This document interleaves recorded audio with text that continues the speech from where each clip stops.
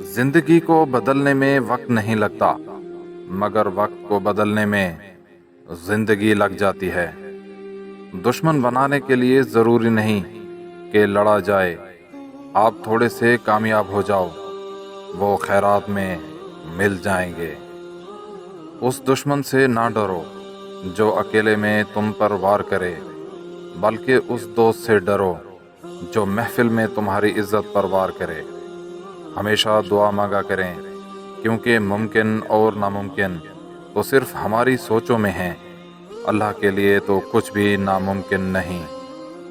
جو شخص آپ کو نیچا دکھانا چاہ رہا ہے، وہ تسلیم کر رہا ہے کہ آپ اس سے اونچے ہیں۔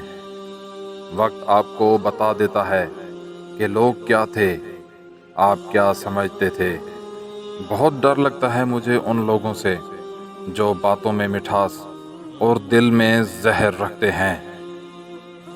کسی کو اتنا مجبور نہیں کرنا چاہیے کہ وہ خاموشی توڑے اور باتوں سے تمہاری دھجیاں اڑا دے۔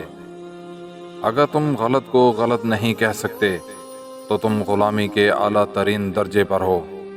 اگر تم غلط کو غلط نہیں سمجھتے تو تم جہالت کے اعلیٰ ترین درجے پہ ہو۔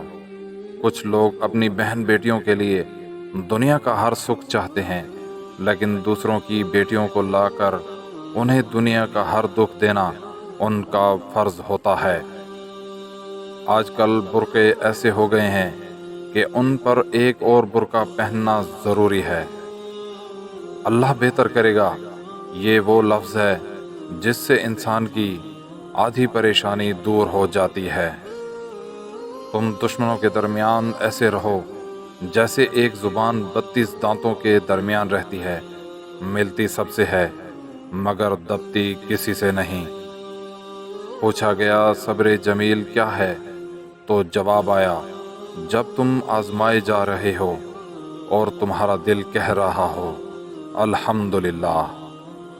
جب اللہ تمہیں کنارے پہ لا کر کھڑا کر دے تو اس پر کامل یقین رکھو، کیونکہ دو چیزیں ہو سکتی ہیں، یا تو وہ تمہیں تھام لے گا یا تمہیں اڑنا سکھا دے گا۔